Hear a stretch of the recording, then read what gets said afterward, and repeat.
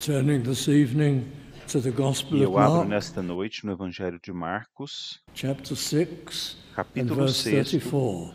The Gospel versículo of Mark, chapter 34. 6, verse 34. Mateus And 6, Jesus, when 34. he came E out, Jesus, saw saindo, much people viu uma grande multidão e teve compaixão deles, porque eram como ovelhas que não têm pastor.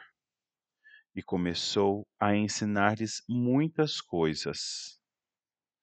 E o assunto desta noite é ganhos e perdas em rejeitar ao Senhor, ou vantagens e desvantagens em rejeitá-lo.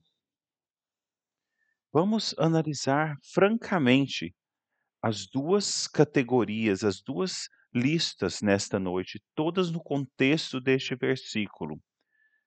Jesus, saindo, viu uma grande multidão e teve grande compaixão deles, grande pena, grande preocupação e anseio por suas almas eternas, porque eram como ovelhas que não têm pastor. Houve uma outra ocasião também, quando isso foi registrado, ele vendo as pessoas como ovelhas que não têm pastor. Agora, a maioria das pessoas sabem sobre ovelhas, ou algo acerca das ovelhas, e especialmente as ovelhas domesticadas, nas quais pensamos aqui. Os israelitas, eles criavam ovelhas por séculos, não eram como ovelhas selvagens. As tais existem e são criaturas bem resistentes, mas não ovelhas que por muitas gerações haviam sido criadas com uma mentalidade de pecuária. E nós pensamos nas deficiências das ovelhas e a suscetibilidade delas. Quando nós pensamos nisso, vemos aqui que neste território, nas terras bíblicas naqueles dias, onde as ovelhas pastavam, os pastos nas montanhas, havia perigos, havia leões, especialmente ao norte do país, e ursos, e em lugares selvagens havia também lobos, havia raposas, havia serpentes, e as ovelhas podiam acabar em lugares onde haviam então covis de cobras, então elas necessitavam de constante atenção. Em outras áreas onde havia pântanos, havia também problemas ali e perigos para as ovelhas. Então, os pastores tinham muito trabalho para com as ovelhas. Havia também moscas que podiam botar ovos no nariz das ovelhas, causando infecções no trato respiratório. E os pastores então precisavam ter muito cuidado com os focinhos das ovelhas. E havia também os ladrões de ovelhas, todo tipo de problema. E os pastores, então, arriscavam as suas vidas para guardar as ovelhas. E um pastor, se ele, conhecendo o território, não guiasse as ovelhas para lugares com, com bons pastos, as ovelhas por si só não conseguiriam achar suprimentos de água para si e bons pastos, elas pereceriam. Elas precisavam de direcionamento, proteção, todo tipo, então, de de serviço precisava ser então executado para manter as ovelhas vivas naquela época. Então, ovelhas sem pastor, o que seria delas? Sim, e às vezes uma única ovelha saía do rebanho, ia para um lugar perigoso, onde poderia haver um buraco, um precipício. Essa ovelha então poderia cair em um desses buracos e, se caindo de costas, elas não conseguiam então se colocar em pé outra vez. E havia também as aves de rapina que iriam atacar essas ovelhas caídas lá. Os pastores protegiam as ovelhas, cuidavam delas. Os pastores as chamavam, os rebanhos daquele dia, eles eram treinados a seguir a voz do pastor. E Cristo então via essas pessoas com grande compaixão, ovelhas sem pastor. E Cristo nos vê a nós, a sociedade moderna, tão orgulhosos, tantas invenções, e ainda assim não paramos para considerar que a capacidade de inovar e de descobrir coisas, todas essas capacidades são dadas por Deus. E Ele deu à raça humana a ingenuidade para fazer essas coisas. Não, como sociedade, nós somos tão orgulhosos, não damos crédito a Ele. A própria noção de Deus, nós dizemos: saia daqui com isso. Então faremos as coisas da nossa maneira. E Cristo então olha para nós, ele é a parte ofendida, ele é a parte insultada, e ele nos vê com grande compaixão. Então, assim como ovelhas sem pastor, não sabemos aonde estamos indo, não sabemos o que estamos fazendo. Estamos então em uma vida que é grande demais para nós e nós pensamos que entendemos tudo. Agora, consideremos a Cristo, lá estava ele havia descido da glória, ele é a segunda pessoa da divindade. Vocês sabem que Deus é revelado a nós nas Escrituras como três pessoas, uma divindade, um ser espiritual unido e ainda assim misteriosamente, além da nossa compreensão, três pessoas distintas há na divindade em entendimento e concórdia e amor mútuos. E então, parte de Deus, devemos dizer, mas embora essa linguagem que eu estou usando não seja adequada, porque Cristo é 100% Deus, mas ele veio então e, e veio a este mundo como um ser humano. Para quê? Para ser o nosso Salvador. Ele veio da glória, sentindo pena, sabendo que nós, como raça humana pecaminosa, então seremos um dia submetidos ao juízo de Deus e nós seremos punidos eternamente por causa dos nossos insultos, nosso desrespeito, nossa incredulidade e nosso pecado contra os seus santos padrões.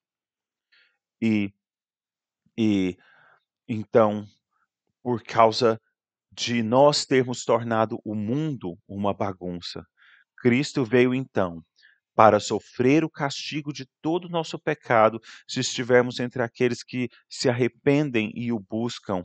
E foi nesta missão então que ele veio para morrer. Ele sabia que o dia estava vindo em que ele se permitiria, embora ele pudesse ter resistido isso tão facilmente, porque ele era Deus e homem, mas ele se permitiu ser então capturado, aprisionado, tratado de maneira errada, amarrado, submetido a julgamentos desonestos e executado na cruz do Calvário.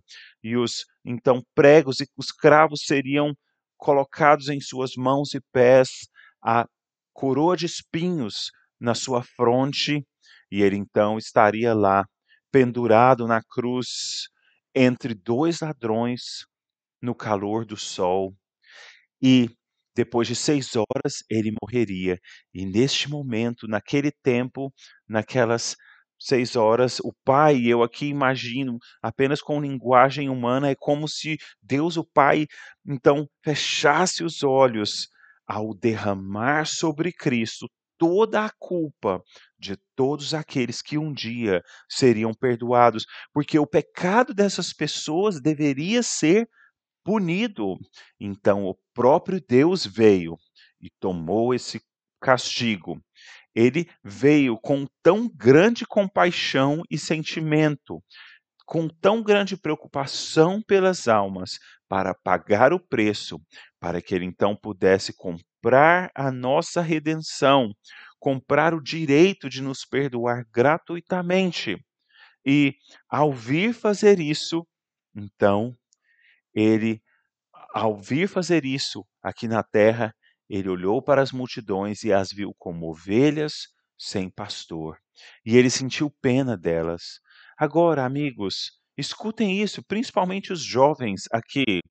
Se nesta noite você rejeitar a Deus, e se você disser: "Eu não quero ouvir isso, eu não quero ouvir esse tipo de coisa, eu não quero ter nada a ver com qualquer noção de Deus, eu não quero desistir desta vida que eu planejei para mim mesmo, eu não quero honrar e adorar a Ele", bem, deixe-me dizer-lhe algo, você terá algumas vantagens. Que vantagens, então, você terá em ignorar a Deus? Bom, do seu ponto de vista, talvez você pense que isso seja uma vantagem. A primeira coisa é: você estará moralmente livre. Você não estará, por assim dizer, limitado pelos 10 mandamentos de Deus, as demandas morais de Deus. Você, por assim dizer, terá liberdade para fazer o que quiser, o que quer que você imagine, o que quer que você queira fazer para te tornar feliz, você o fará. Sem Deus, você poderá fazer o que você quiser. Você estará moralmente livre. E se você se sentir mal por algum pecado, algum ato impuro, você simplesmente vai colocar esse sentimento para o canto, fará alguma coisa que te fará se distrair e esquecer daquilo. Isso é uma vantagem de ignorar a Deus. Você não vai precisar sentir qualquer dor, qualquer peso na consciência ou vergonha, você não precisará se sentir impuro ou sujo, você não precisará sentir-se culpado, mas você acha mesmo que isso é uma vantagem? Se você acha, você então faça sim, moralmente, por assim dizer, livre para fazer o que você quiser. E aí, a outra coisa também, você será livre da rejeição, de ser rejeitado pelos outros por causa da sua religião. Você tem amigos que poderiam zombar de você, te desprezar se você se tornasse um crente, se você se voltasse para Deus para buscá-lo, se você tentasse orar a Ele. Talvez então você seria rejeitado, mas se você escolher não seguir a Deus, não vai ter nenhuma rejeição e talvez você ache que isso é uma vantagem. Você não precisará se sentir rejeitado por causa da sua fé. Então há algo mais também que você pode fazer. Você poderá dizer o que você quiser. Você vai poder xingar, você poderá então até tomar o nome de Deus em vão, porque você não crê nele, você vai dizer assim: e daí? Você poderá mentir sem se sentir mal por isso, se você achar que é necessário, você poderá agredir pessoas, magoar os sentimentos delas, alguém que se relaciona com você. Você não se importará, você vai fazer o que quiser, como quiser, quando quiser, você se sentirá livre. Você não, na sua mente não deverá nada a Deus. Então você pensa, por que eu deverei então restringir as coisas que eu falo e me vigiar? Mas você acha que isso é uma vantagem? Algumas pessoas acham que sim. Eles acham que é uma grande vantagem. Você poderá ser tão orgulhoso quanto quiser. Você poderá então ser se tão satisfeito com você como o do tanto que você desejar. Você não precisará considerar outras pessoas, ou Deus, ou o juízo. Você não precisará crer, por assim dizer, nos julgamentos e padrões dele. Você dirá assim: eu posso ser egoísta, eu poderei ser orgulhoso e fazer as coisas à minha maneira, inteiramente. Mas você acha que essas coisas são vantagem mesmo? Bom, houve uma época na minha vida que eu pensei que essas coisas eram vantagem, eu achava que eram os meus direitos humanos básicos. E essa é uma razão para rejeitar a Deus. Então, eu pensava assim: eu posso ser bem ambicioso na vida, tudo para mim, eu terei a fama, glória e eu terei tudo para mim, sendo uma pessoa bem ambiciosa. É para mim, eu dizia, a vida é para mim e para o que eu quero. Tudo isso será seu se você rejeitar a Deus, se você ignorar o ser de Deus. E estes são os principais motivos para o ateísmo. Não ter que se preocupar com nada. Quando os ateus gastaram muito dinheiro para colocar anúncios nos ônibus de Londres há alguns anos atrás, eles entregaram o jogo. Eles pensaram assim: o que você poderia dizer em um anúncio no ônibus? Nós também colocamos anúncios nos ônibus na época, e o que nós dissemos é que todos precisavam do evangelho. Mas o que eles disseram como ateus, o professor Dawkins e todos os outros que estavam com ele, eles decidiram colocar palavras mais ou menos assim: não há Deus, então seja feliz, faça o que você quiser. Isso é visto como a principal vantagem de não crer em Deus. Bom, nós passamos tempo suficiente analisando um lado da história, mas quais são as desvantagens de ser um incrédulo? Quais são os pontos negativos? O que você perderia? O que você deixaria de obter? Bem, em primeiro lugar, você perderia ou perderá o perdão de pecados. Sem Cristo, você nunca poderá ter o perdão. Sem Cristo, você nunca poderá ter o perdão, porque é Deus que perdoa.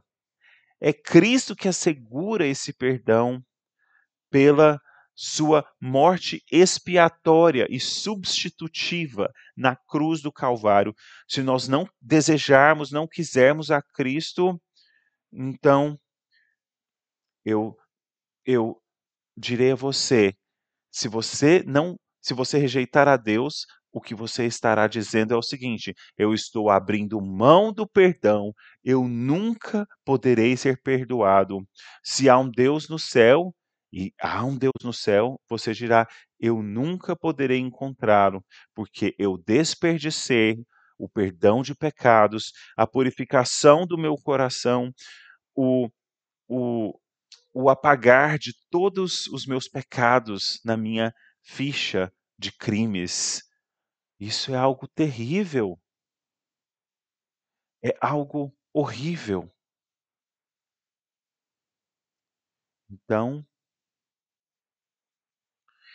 imagine se houvesse algo que foi roubado e eles estivessem pedindo um resgate e você dissesse: "Como eu posso pagá-lo?" E eles dissessem: "Dê nos algumas joias." Talvez você pudesse abrir mão de suas joias, se você as tivesse, ou de outras coisas, mas perdão é tão precioso. Você realmente quer abrir mão da possibilidade de ser perdoado, de nunca ser perdoado? Essa é a seriedade. Essa é a seriedade da questão aqui, de uma pessoa ser um incrédulo implacável. Outra desvantagem, você abre mão de qualquer esperança para a vida na alma. Sem Cristo, a sua alma está dormente, a parte espiritual de você, o espírito, a sua faculdade de comunicar-se com Deus, a sua capacidade e faculdade de ter comunhão com Deus está dormente, está inerte, não funciona, não tem como funcionar, não tem como operar. Podemos descrevê-la como estando morta, mas certamente dormente. Nunca ela vai virar à vida sem Cristo.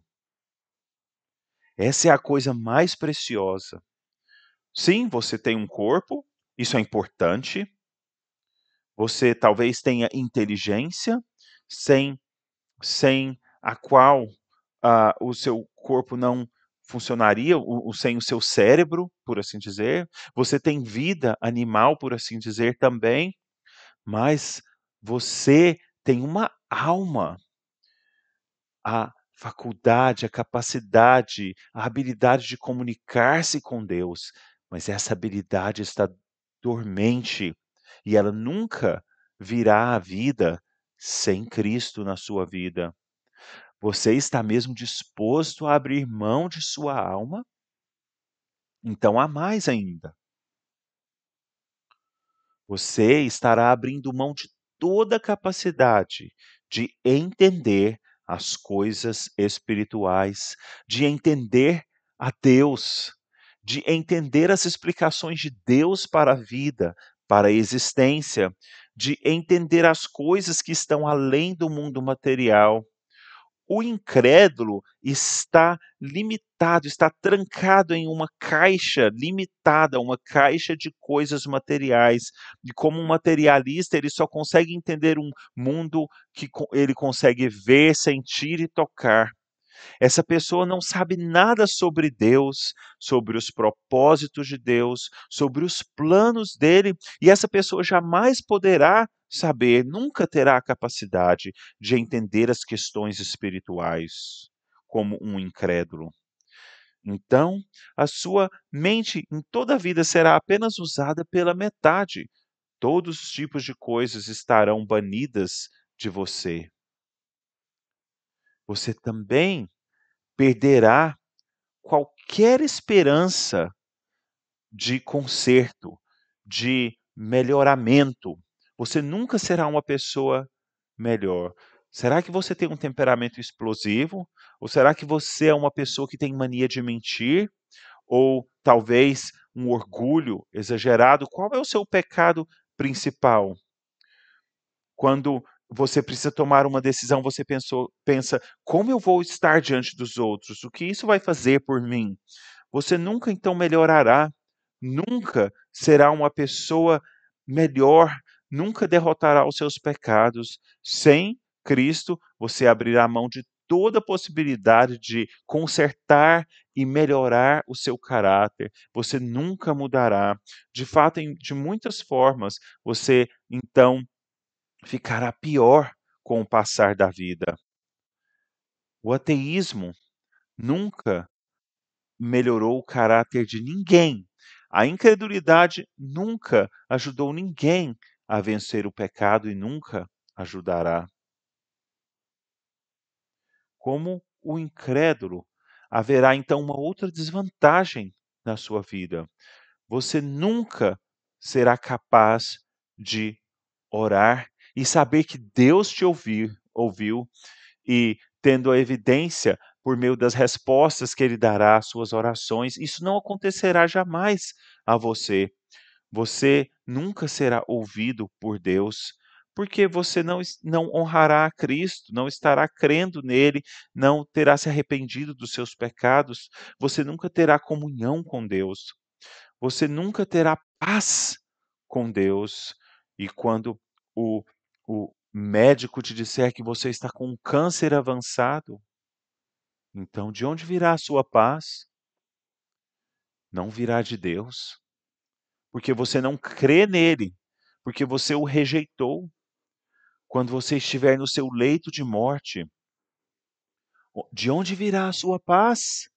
Não virá de Deus, porque você abriu mão da paz interior.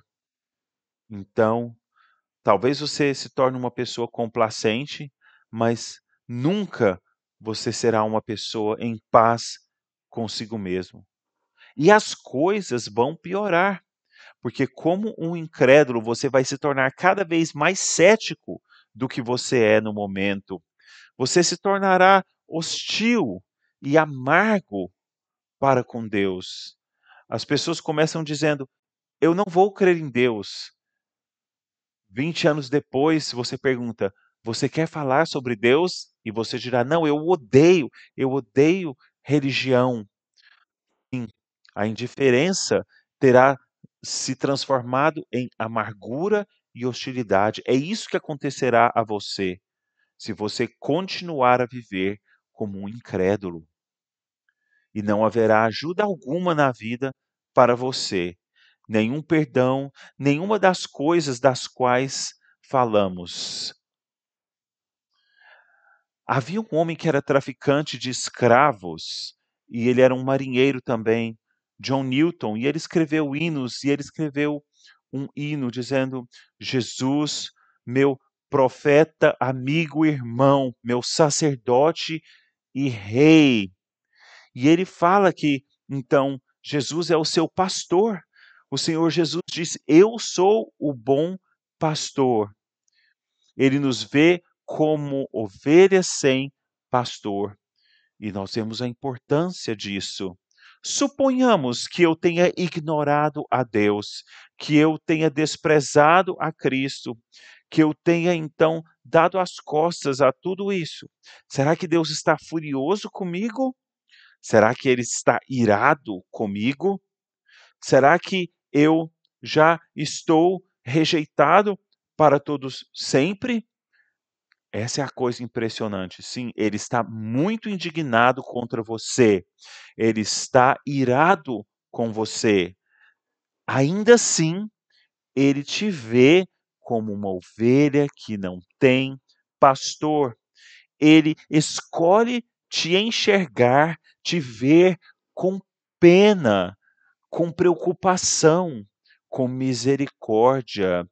Jesus, profeta, amigo, irmão, meu pastor, pastor pronto a curar as minhas feridas, a curar as minhas enfermidades, pronto a colocar-me então no caminho. Eu que estava como uma ovelha perdida, então sujeita aos abutres, às águias e todo tipo de pecado, mas Cristo está pronto a perdoar-me e a resgatar-me e a transformar-me. Ele nos vê como ovelhas sem pastor.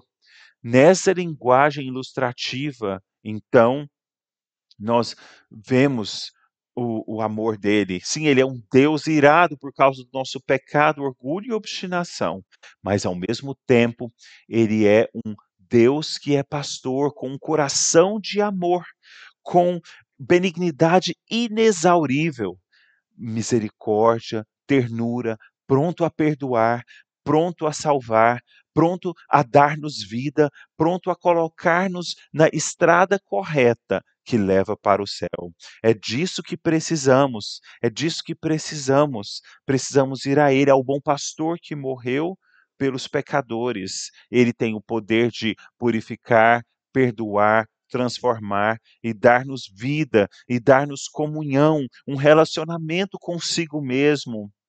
Então, por toda a eternidade, a ternura e a compaixão de Deus. Amigos, não rejeitem a Cristo, não deem as costas a Ele. Não há nada mais tolo, mais imprudente do que rejeitar o bom pastor, o Salvador de amor, o Salvador de almas. Vá até Cristo, arrependa-se do seu pecado, coloque toda a confiança nele, entregue a sua vida a Ele, e Ele responderá a você. Faça isso o mais rápido possível, antes que o diabo venha. Então, e te, te arraste para mais longe de Deus ainda. E assim é como aquela águia que vem e ataca a ovelha e arranca os olhos da ovelha. É perigoso. Vá até Cristo, corra até Ele, e você nunca mais será o mesmo, e você receberá toda a compaixão de Deus e o seu poder. Oremos. Ó Deus, atenta para nós e ajuda-nos. Atrai-nos para Cristo. Abençoa-nos, Senhor, com todas as maravilhas da salvação, para que nós provemos e conheçamos o teu amor perdoador. Senhor, escuta-nos e atenta para cada um de nós. Nós pedimos essas coisas em nome do nosso Salvador e por amor dele. Amém.